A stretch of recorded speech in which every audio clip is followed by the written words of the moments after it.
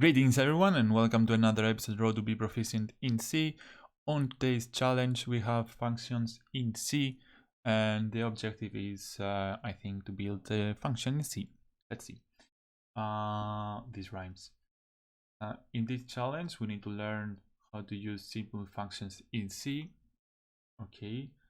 It has an example of how we do a function. Example of syntax for a function. This one, how we assign operators. Okay,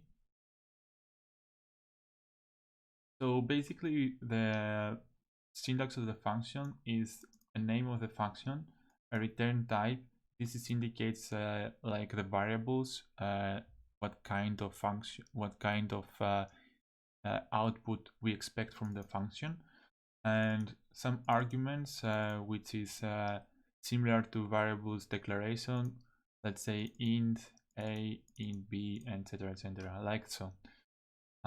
Here we can see what I tried to explain you.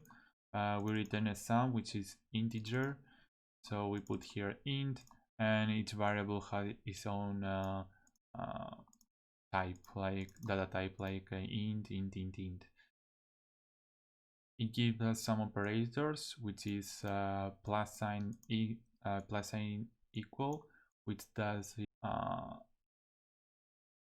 adds the right part and the value that was before, and blah, blah, blah. Oh yeah, it expands here, so a plus equal b, it's a equals a plus b. Our task is to find the max of 4, so we need to do some if else's there. Read the arguments and return the greatest. Okay, there is no built-in max. Yeah, we know that. All of them is int, and they have already implemented the reading section of the integers. In C, we cannot write this function after the main because we need to first declare the function that we need to use. So either we need to do it right here or make declaration of the function here and write it afterwards. I will go for the easiest way, which is do it right here, and max of 4. So I know that we need to return an integer, so I put here an int, and we need to pass 4 arguments, which is int a, int b, int c, and int d, and we will have a max value, and I will initialize 0.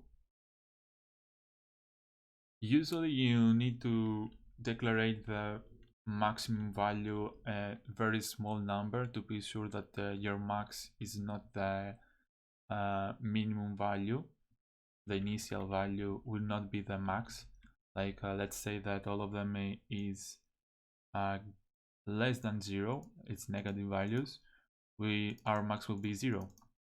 So a safe way is to go for the first variable, which is the a. So our max will be the first variable, and then we do if else's for the max, but we know that if a is the greater, we will return just the max. I will explain you better with the if else's. So if a is max, then if b is greater than a, then our max should be b, because b is greater than a, so b now is the max. However, if c is greater than b, then max, let's say max better, then max, and then max is set. Same story with D.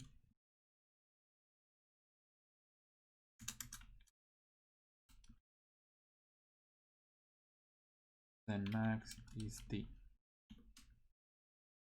And in the end return max. So why we use separate ifs individually and not if else's? That's why because we need to check every single of the variables. If we do if else's here, let's say we do an else if, and then we put this thing here. If b is greater than max, then it will go here and it will initialize it correctly. But if c is greater than max, which is greater than b, then it will not check this case at all. It will check the b and it will go straight to the d. So we need to put it individually in order to don't miss any of the checks here. So I think this is it. We are now ready to run the code. It's correct. And if we submit it, it passes all the cases. That was it. I hope you like it and see you in the next one.